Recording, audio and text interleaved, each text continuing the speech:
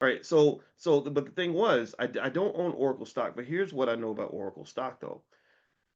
There are a lot of researchers, a lot of analysts are very concerned about Oracle going up so much. And to answer your question, Danielle, most of these people are saying that they never would have bought Oracle at the price that it rose to.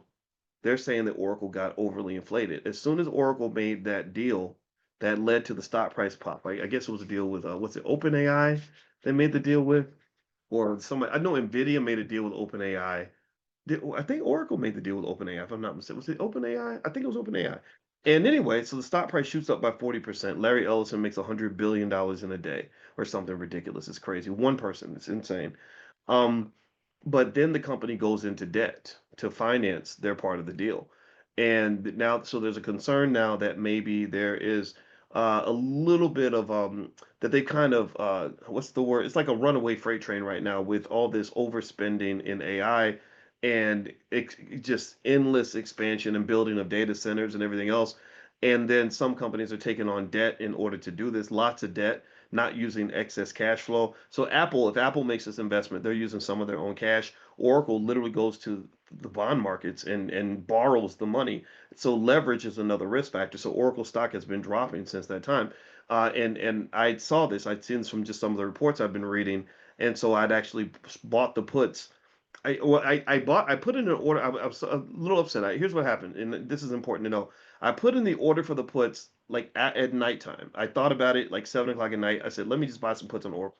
I put the order in at Amazon and not Amazon, I'm sorry, E-Trade, and I did not do a limit order. I did not set a price that was high enough to reflect the cost of these options. So when I put in the actually I did put in I'm sorry, I did put in a limit order, but the limit was not high enough.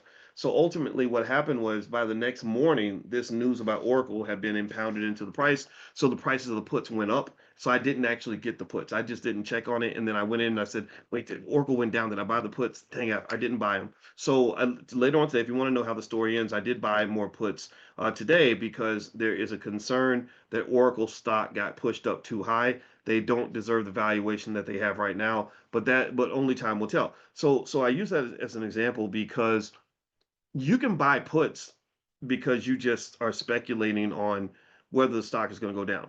Puts are an asset in themselves, calls are an asset in themselves. So if Oracle stock starts dropping, the price of all those puts start going up.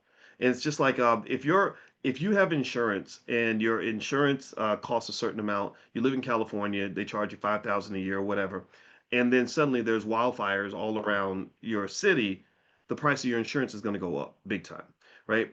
Because basically that insurance is a put option. So when conditions change, meaning the asset becomes riskier or less valuable, the price of the puts go up. So if Oracle catches on fire and they get some bad news dumped on them, the stock price starts dropping, then the prices of the puts will shoot up, and that's another way investors make money. It's very simple: buy low, sell high. Right? You buy at 50, you sell it at 100. That's how you make your money. All right. So here, all right. So let's move on. All right. So let's go through a step-by-step process of selling a cash secured put. This is one way to look at it. You can pick a stock that you like. The stock I think puts are best to be sold on stocks that you actually want to own. You want to, if you think about it, if you're a bank or an insurance company, they tend to like to insure assets that are valuable that they actually wouldn't mind owning in case the owner defaults or something like that, right? So you pick a stock that you really want to own. You choose your put, strike price, and expirations.